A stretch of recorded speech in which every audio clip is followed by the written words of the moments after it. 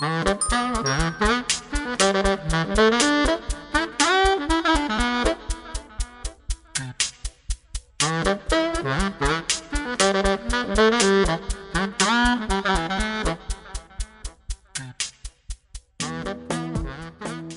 notre conviction, elle aurait pu être résumée dans une phrase de l'historien Théodore Zeldin. Je rappelle que c'est notre grand parrain. Il a dit beaucoup de choses, mais il a notamment dit que c'est par la relation entre une personne et une autre que l'on change le monde.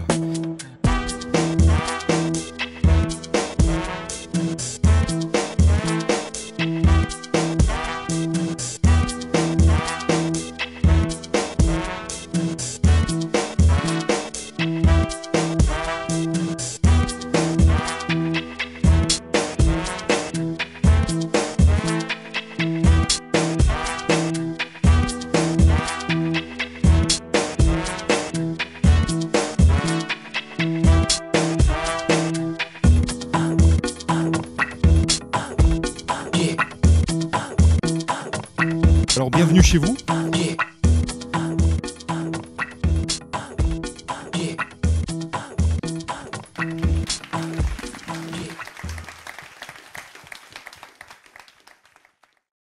Bonjour à toutes et bonjour à tous. Donc bienvenue pour ce dernier rendez-vous en sciences humaines de l'année 2015.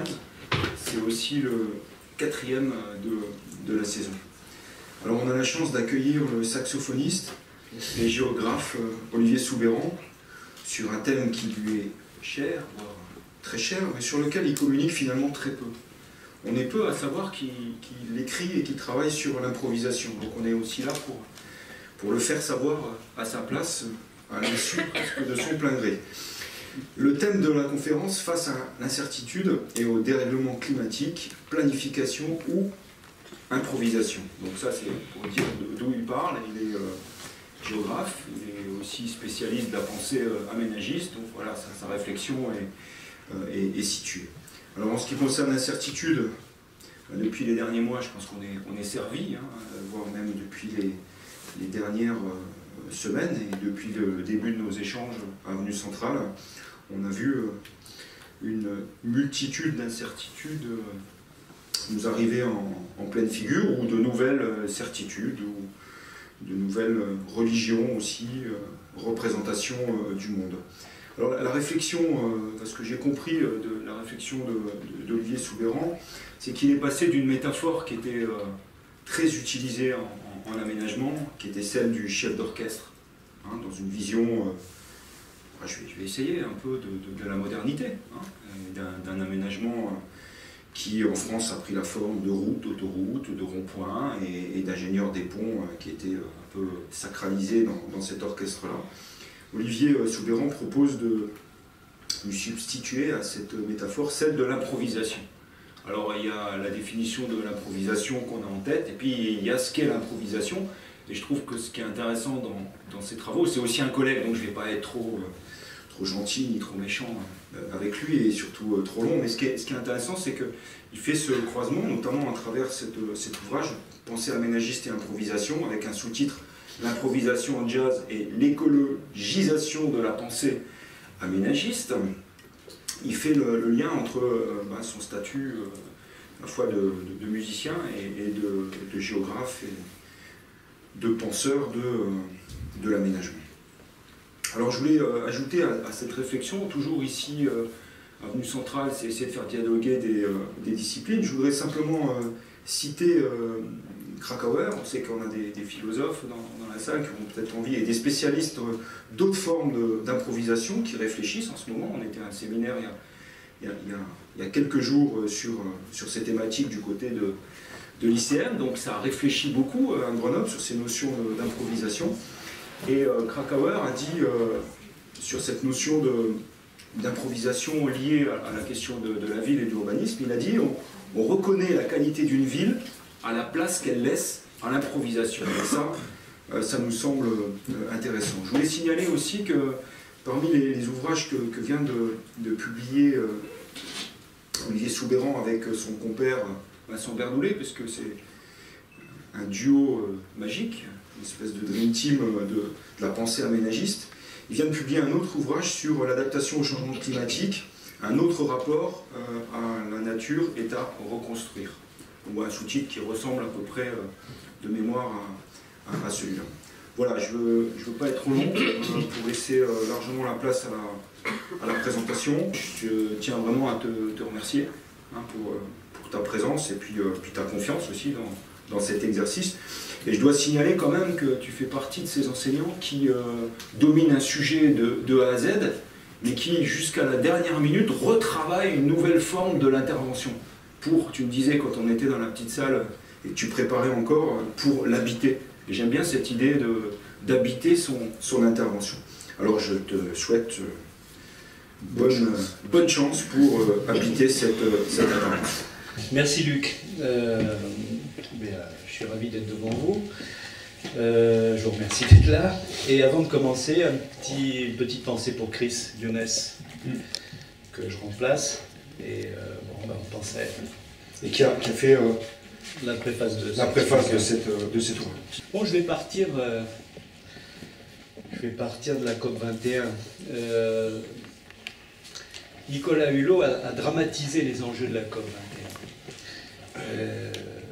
Dans le fond, il disait que c'était probablement la dernière chance que l'on se donnait pour avoir une nature à la fois relativement gérable, un système planétaire pas trop virulent à notre endroit, et puis aussi la dernière étape avant que les sociétés commencent à se rétrécir sur elles-mêmes et finalement à provoquer des effondrements sur elles-mêmes.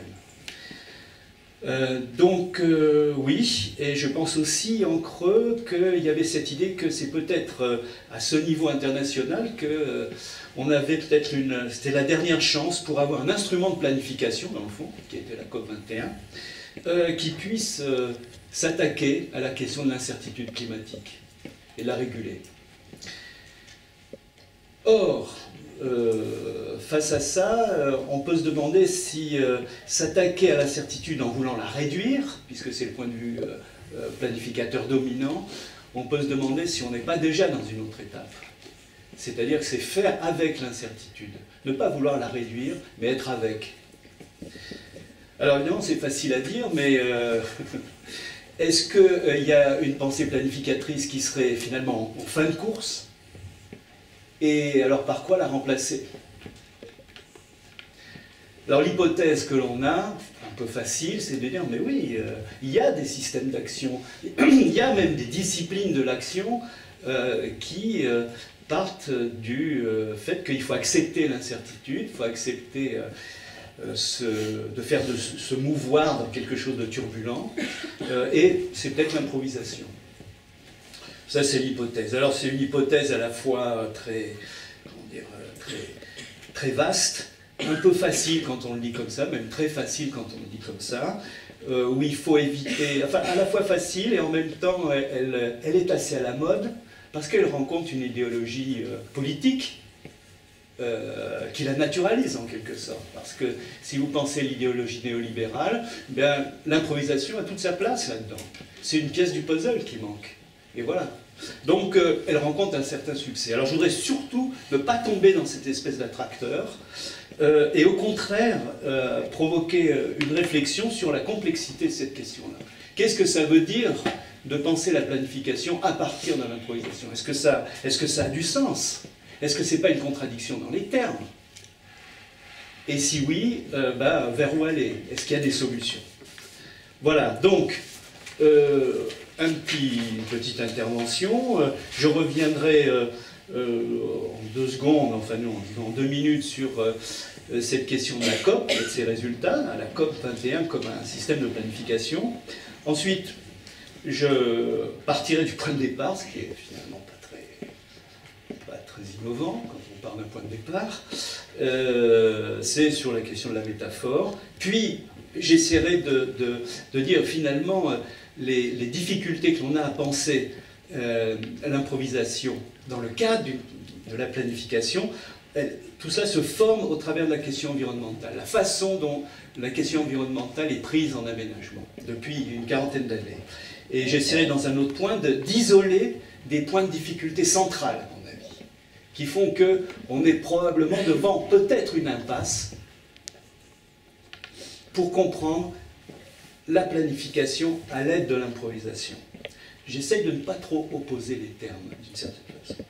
Et puis, j'envisagerai des solutions à la fin. Enfin, finalement, vers quoi on peut aller.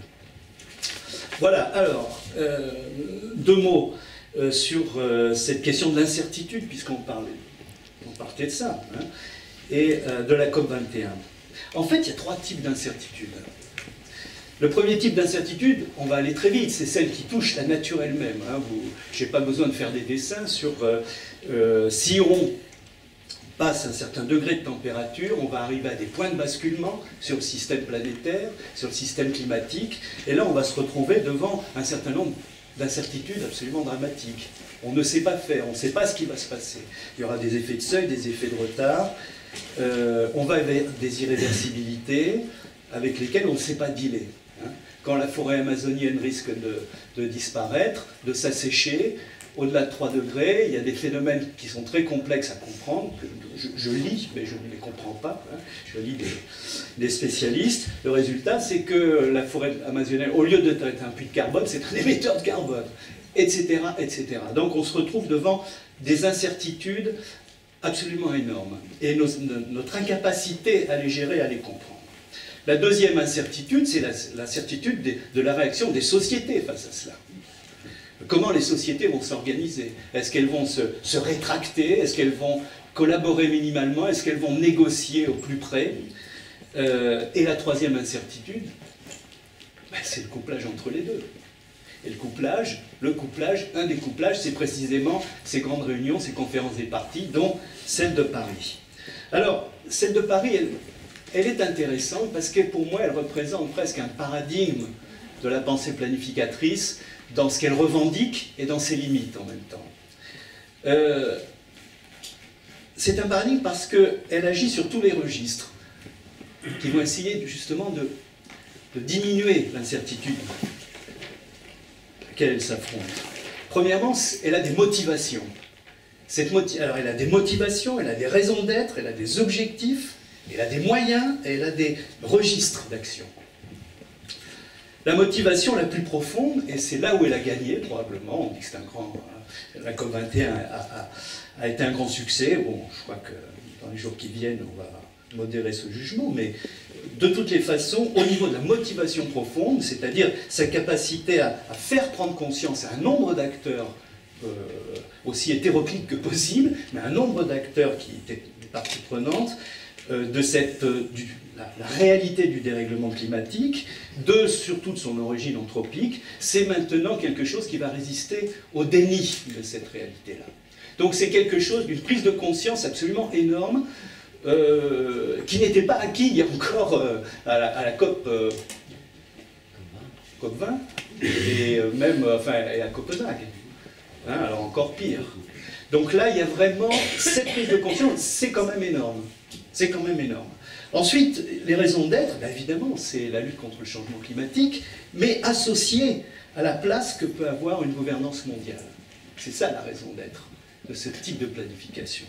Les objectifs, eh ben, c'est d'essayer d'avoir rabaissé, de limiter la hausse des températures à 1,5 degré, 2 degrés. Les moyens, ben évidemment, c'est de réduire l'émission de gaz à effet de serre. Et puis, c'est les moyens financiers. Et enfin, les registres d'action, ben, il y en a 3. C'est l'adaptation, c'est l'atténuation et c'est la géo-ingénierie.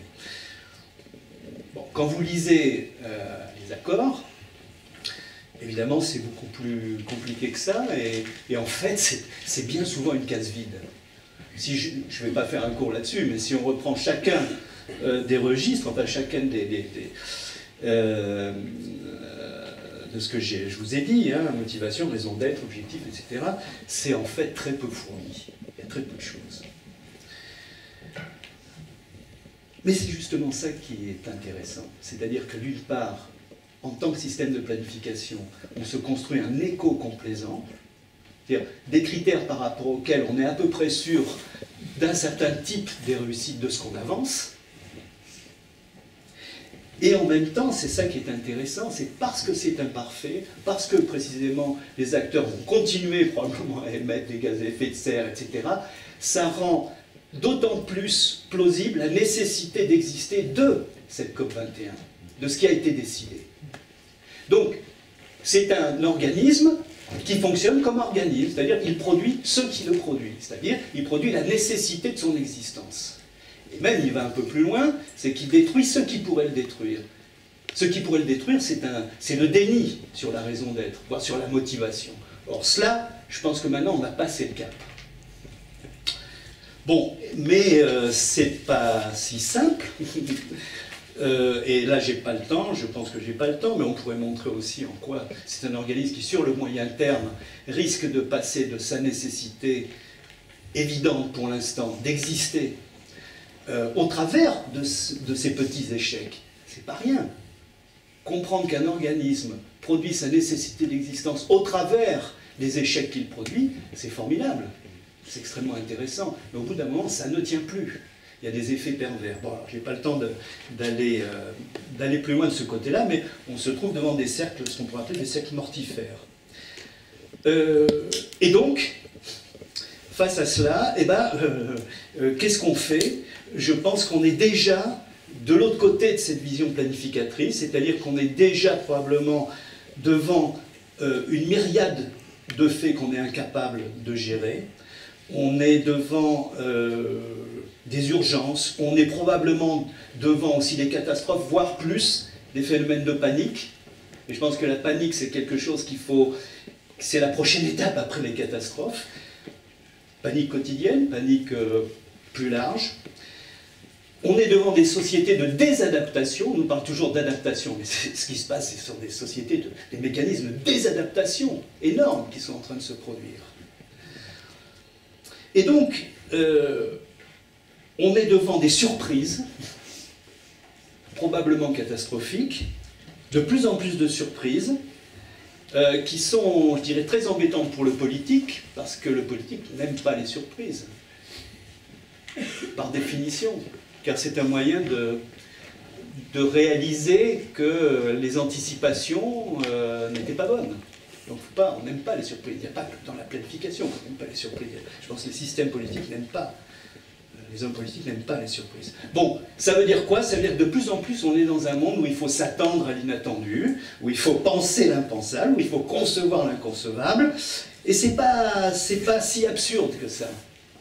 C'est pas une contradiction dans le dire, c'est pas un effet de mode de dire ça.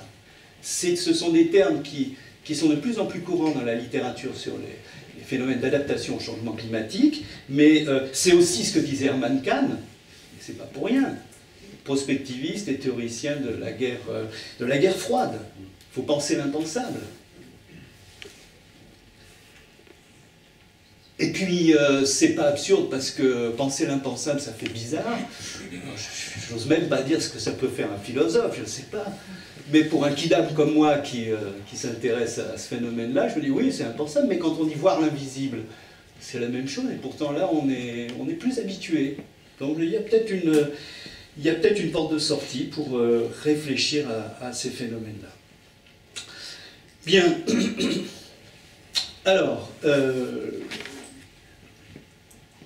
le point de départ. Le point de départ, Luc l'a dit, c'est, voilà, je pars d'un phénomène massif, et qui d'ailleurs a toute son actualité à Grenoble, je pars d'un phénomène massif qui est celui du passage finalement d'un état et des processus de régulation ordonnés à un état animateur, où il s'agit beaucoup plus dans la régulation planificatrice et aménagiste de se concerter, de faire du design collectif, de produire du savoir partagé, etc., etc. Tout ce qui ressort de cette rhétorique qu'on trimballe depuis 40 ans et qui, dans les faits, a beaucoup de mal à advenir, même avec la meilleure volonté du monde.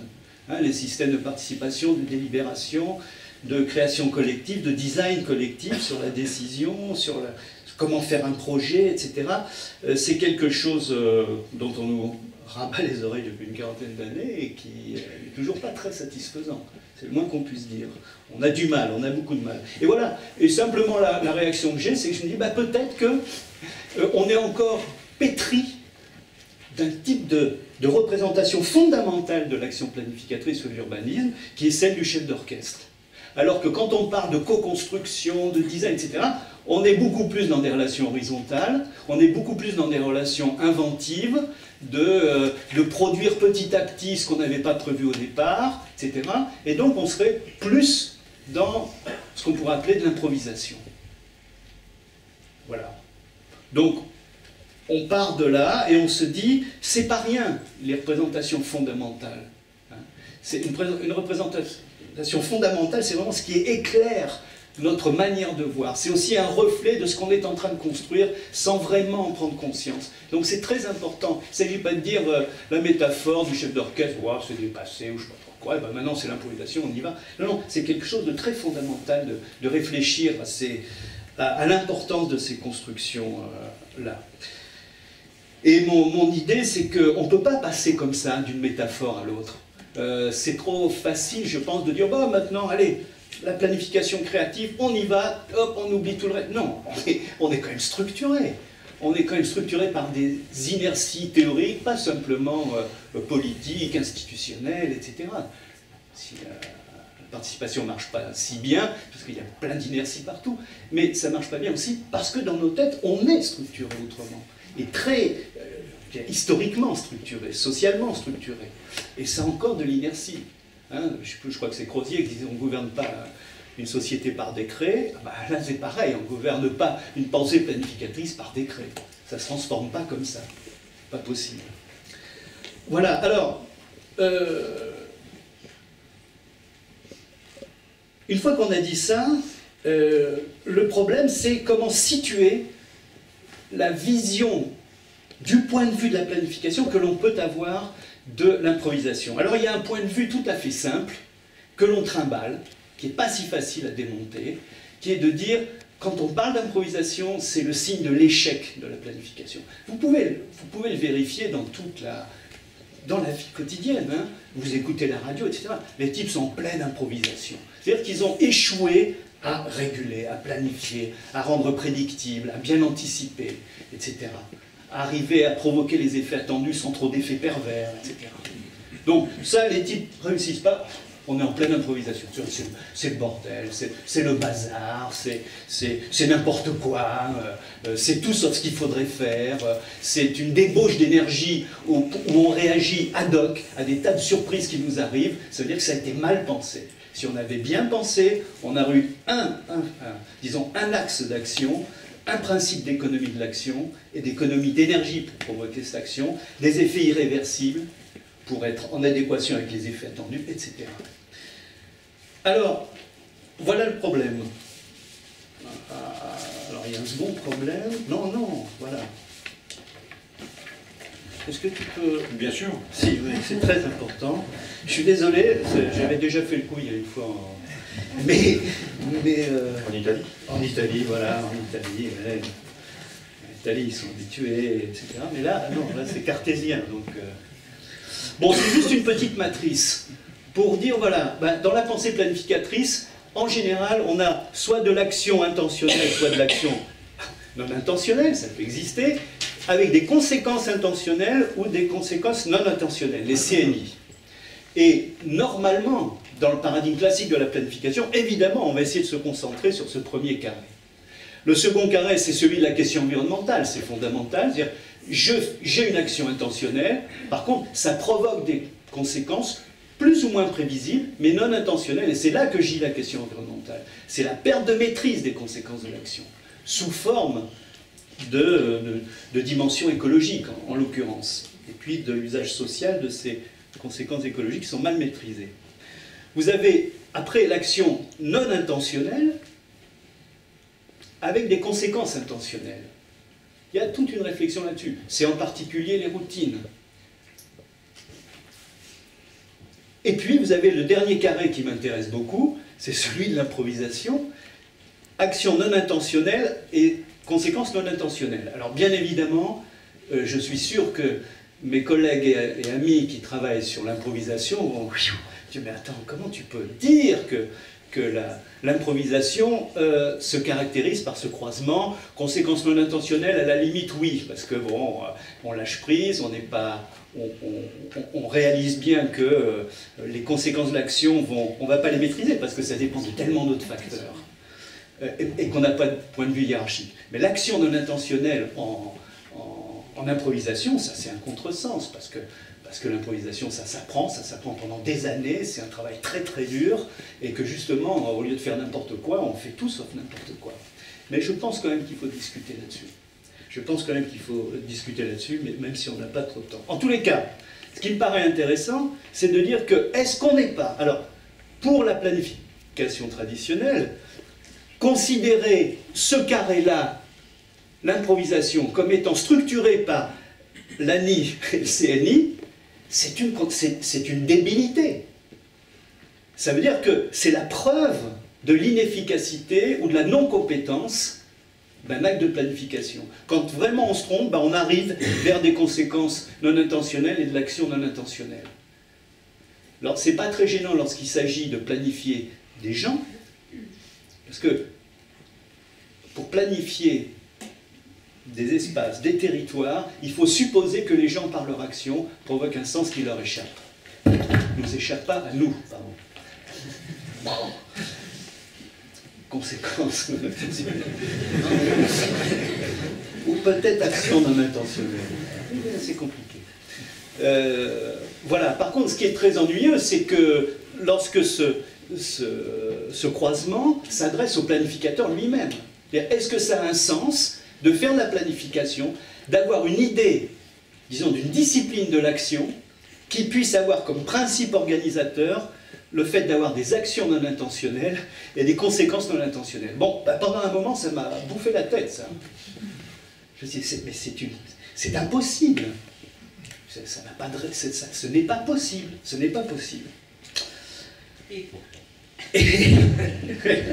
pourtant, voilà. Et pourtant. Alors, et pourtant, je dirais que on peut déjà diminuer la surprise, parce qu'en théorie de la planification, on ne va pas aller là-dedans, mais il y a déjà un certain nombre d'idées dans ce carré-là, sans parler d'improvisation, qui fait que c'est pas tout à fait débile de penser comme ça. En particulier, il y a des théories d'improvisation, de la planification, pardonnez-moi, qui disent, mais oui, on peut faire un autre petit carré avec des objectifs et des moyens. Objectifs connus, inconnus, moyens connus, inconnus. Et le dernier petit carré, c'est ce qui correspond aux Wicked Problems, pour ceux qui ont déjà touché. Et ça correspond à cette navigation. Quand ni les objectifs ni les moyens sont définis, comment est-ce qu'on fait, quand même, pour guider l'action? Les manques. Alors peut-être les manques, je vois que j'ai un spécialiste intéressant, enfin quelqu'un qui va m'apporter des choses. Parfait. Voilà, donc vous voyez, on peut facilement... enfin, il faut travailler là-dessus, et c'est pas, dans le fond, si évident que ça. Mais, et je reviens là-dessus, qui nous dit que nous ne sommes pas dans des situations, dans des contextes aujourd'hui, notamment par rapport au changement climatique, mais fondamentalement lorsque la question environnementale est posée, c'est-à-dire lorsqu'il y a des conséquences non intentionnelles sur l'environnement qui interviennent à partir d'une action territoriale. Est-ce qu'on n'est pas dans des situations d'incertitude où c'est précisément le fait de pouvoir naviguer qui est la rationalité de l'action, et le fait de rendre prédictible, de vouloir rendre prédictible, qui est contraint à la marque d'incompétence. Et ça, je pense que les gens qui font de l'improvisation, que ce soit en musique ou peut-être en danse, on le voit. Moi, je suis un espèce de musicien moyen qui pratique l'improvisation en jazz, etc. Je vois quand je suis paumé, et voilà, on demande de la prédiction. Alors que c'est exactement l'inverse. C'est vraiment le signe du type qui ne domine pas son sujet. D'accord? Donc, c'est intéressant de voir qu'il y a probablement des situations, des contextes, des situations d'aménagement où c'est l'improvisation qui serait la marque de l'expertise et la demande de prédiction qui est au contraire le signe patent, la preuve de l'incompétence de l'acteur. L'acteur au sens large. Merci, monsieur le directeur. Voilà le truc. Voilà le truc. Voilà le problème. Bon. J'en viens au troisième point, c'est-à-dire la question de l'environnement, la question environnementale. Alors très rapidement, et évidemment il y aurait plein de choses à... Dans le fond, il y a deux problèmes qui dans le fond vont émerger par le traitement de la question environnementale en aménagement. C'est donc la question des conséquences non intentionnelles, et puis l'action non intentionnelle que je qualifierais, je retournerai en disant une autre question, en proposant une autre question, c'est savons-nous ce que nous faisons? Je pense qu'en aménagement, face à la question environnementale, c'est un vrai problème. Encore une fois, c'est naturel de le poser aux habitants que l'on va aménager, parce que je suppose qu'ils ne savent pas ce qu'ils font, mais c'est moins habituel de le proposer aux professionnels de l'aménagement. Donc il y a « savons-nous ce que nous faisons ?» et la question des conséquences non intentionnelles. Alors c'est venu, je dirais, pour aller très très vite, très rapidement, disons il y a une quarantaine d'années, à partir du moment où la question environnementale existe comme politique publique, on va dire en particulier la loi sur la protection de la nature en 1976, et qui va provoquer un certain nombre de controverses. Alors c'est très intéressant parce que du point de vue des conséquences non intentionnelles, cette loi de 1976, elle a été faite, c'est elle qui instaure les études d'impact sur l'environnement, donc la prise de conscience qu'il y a des choses qui échappent à la maîtrise du maître d'ouvrage, mais que l'on va s'arranger pour réintégrer dans la rationalité du projet. Mais c'est des choses qui échappent. C'est intéressant parce que la question environnementale, elle n'est, contrairement à ce qu'on croit, sur une désolidarisation. Et ça, c'est un truc qu'elle va traîner pendant longtemps. C'est-à-dire que la question environnementale, la question des impacts, existe à partir du moment où il y a une population qui ne se sent pas solidaire d'accepter des solutions pour un problème qui est posé ailleurs. Là naît la question de l'impact. Tant qu'il y a cette solidarité, on est, dans le fond, dans une pratique où on admet qu'on peut à la limite se sacrifier parce que globalement, on a le même espace de référence. Bon. Mais ce qui va se passer, c'est que cette loi de 1976, qui avait pour but, dans le fond, comment pourrait-on dire, de métabolisme, de rendre inocuiste la question environnementale pour les maîtres d'ouvrage, ça va s'emballer. Il va y avoir des trajectoires qu'on n'avait absolument pas prévues. Et ça va provoquer un certain nombre de grandes controverses environnementales. Je parle du TGV Sud-Est, des installations de lignes à très haute tension, des autoroutes, etc. qui vont déjà... Un gong. C'est incroyable ça. Bon alors je vais aller remarquer, après on peut poser des questions. Voilà, donc, alors là ça va aller très vite. Bref, on se demande si le planificateur est écartelé et finalement écartelé entre trois trucs. Centralement, c'est le si alors de l'aménageur. Si je fais cela, je provoque cela, est-ce que je suis sûr de ce que je vais provoquer? À l'amont, au nom de quoi je fais cela? À l'aval, jusqu'où je vais assumer les conséquences de mon acte? Donc, il va y avoir trois registres qui vont provoquer de l'incertitude dans le geste aménagiste, qui font que je ne sais pas vraiment ce que je fais. Quand j'ai une controverse, il y a des émergences de public qui vont contester le sens de l'action. Je sais ce que je fais quand je construis un pont, mais in fine, qu'est-ce que je fais? Est-ce que je mets vraiment en transparence des espaces? Est-ce que je fais du développement local? Ou est-ce que je bousille des communautés? Et qui va attraper le sens de ça? Qui va le rendre dominant? Donc, je ne sais pas vraiment ce que je fais. Je ne suis plus du tout dans le contexte de la planification centrale, dominante, etc. Non, je ne sais pas ce que je fais, d'une certaine façon. Lorsque Valls dit, mais lorsque vous votez pour le Front National, dans le fond, qu'est-ce qu'il avait dit? C'est une supercherie, je ne sais pas pourquoi. Voilà, bon, le gars qui vote pour le Front National, il sait ce qu'il fait, mais en même temps, peut-être qu'il vote pour une supercherie. Sur un autre registre, lorsque Rachida Dati parle d'inflation et qu'elle parle finalement, elle prononce le mot fellation, c'est pas ce qu'elle dit. Je pense qu'elle sait pas ce qu'elle pense. Enfin voilà, il y a un décalage. Enfin, tout au moins, voilà, bon. Ça me fait penser à un bouquin qui s'appelle Penser la bouche pleine de Judith Langer. Non, mais c'est vrai, sur le rôle de l'invention, de la métaphore, etc. Bon, bref.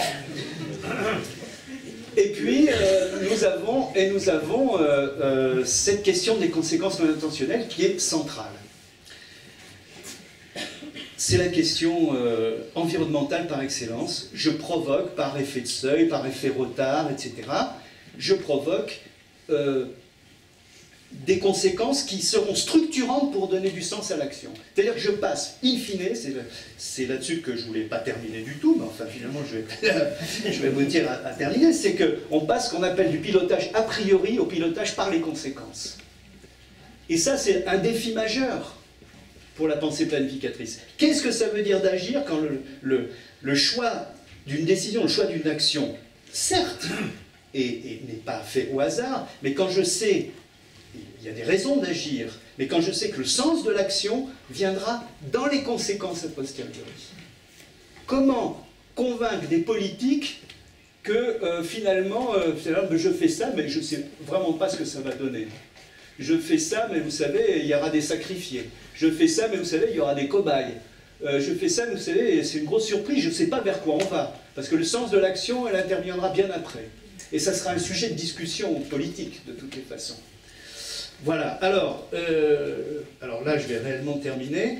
Je passe des strates. Ce qui me paraît intéressant, c'est qu'on arrive à un moment où on est devant un réel défi, c'est-à-dire on est devant un système d'action où donc on a vu ce que c'était agir alors qu'on ne sait pas ce qu'on fait, agir avec des conséquences non intentionnelles, etc. Ça veut dire qu'on a de la difficulté à prévoir. Et pourtant, il faut anticiper. On a de la difficulté à saisir l'intentionnalité des acteurs, parce qu'elle est toujours émergente ou a posteriori. On a de la difficulté à assumer les conséquences de nos actions. On peut faire les actions, mais après, sur quoi ça débouche? Comment maîtriser ça? Et donc, une des réactions possibles, c'est si on a tant de difficultés, si on a beaucoup de difficultés à prévoir, par exemple, comment rendre la prévision inutile? C'est ça le truc, c'est ça le système de l'adaptation maximale. Alors, parmi les solutions, il y a la solution, par exemple, de l'immunité. Il y a une thèse qui a été soutenue par Pierre-Olivier Garcia il y a peut-être 2 semaines, une brillante thèse, qui a travaillé précisément sur cette question de l'immunité, dans le fond. Et un exemple, tenez, M. Boninski, voilà. Et Garcia développe une pensée à la fois géographique et planificatrice autour de la question de l'immunité comme principe d'intelligibilité de l'action qui est extrêmement intéressant. L'autre solution, elle n'est pas antinomique, mais c'est une autre solution, c'est d'assumer cette question de l'improvisation, de l'assumer. Alors, on a des chercheurs, je pense à Thierry Ménissier, Fabienne, Martin Juchat, Yves Citon. En fait, il y a tout il y a non seulement des collectifs, mais il y a toute une manière de penser. Il faut faire advenir une certaine évidence de mise en réseau de pensée. Bon, ça va, par exemple, de la question de la serendipity à des idées toutes simples. Par exemple, une idée d'Antoine Aignon qui dit « Je suis ce que je veux, c'est-à-dire rien. Je suis ce qui m'arrive, c'est-à-dire tout. » Bon, c'est intéressant. Il y a aussi le paradoxe d'Hirschman. Bon, on n'a pas le temps de... Il y a toute une série aussi je dirais, d'initiatives en termes de recherche, de réflexion sur l'épistémologie, qui n'est plus une réflexion sur l'épistémologie de la connaissance, mais sur une épistémologie de l'ignorance et de la surprise. Bon, ce sont ces pôles, ces mises en réseau qui fabriquent la crédibilité de ce système du monde où on agit par la résilience, sinon l'improvisation. Sinon, il y a encore un troisième axe, et là je termine là-dessus, qui n'est pas très, enfin, qui est qui est ce qui est en train de se fabriquer, je pense. Il y en a même un quatrième. Le troisième, c'est ce qui peut marier la sécurité à l'incertitude.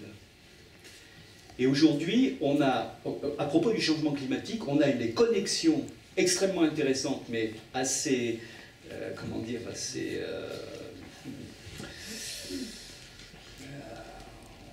assez inquiétantes entre la perception du changement climatique, et en particulier la gestion des catastrophes, la perception du changement climatique, la gestion du changement climatique et, par exemple, la lutte antiterroriste. C'est des choses qui... Pourquoi? Mais parce que les questions, les difficultés essentielles dont je vous ai parlé, la difficulté de voir l'intentionnalité des acteurs, de prévoir, d'assumer les conséquences, précisément dans cette lutte antiterroriste, on a des idées d'action qui, au lieu de minimiser ces aspects-là, les prennent comme principe d'organisation. C'est extrêmement dangereux, bien sûr. Et on le voit. Enfin, je veux dire, mais c'est une manière de dépasser les difficultés essentielles que j'ai essayé de vous narrer. Bon. Mais sinon, je crois beaucoup plus à l'improvisation. Moi, je le vois plus d'un point de vue épistémologique. J'ai d'autres collègues, je pense, qui le voient plus du point de vue d'un modèle d'organisation sociale. Les deux choses, évidemment, sont liées. Hein. Par exemple, l'improvisation en jazz, ça peut être aussi, disons, associé à un modèle social, bien sûr. Hein. Autour de la solidarité, autour du partage, autour de la coopération, etc. On n'est pas forcément dans l'idéologie néolibérale, bien au contraire. Voilà. Ben, merci de m'avoir écouté.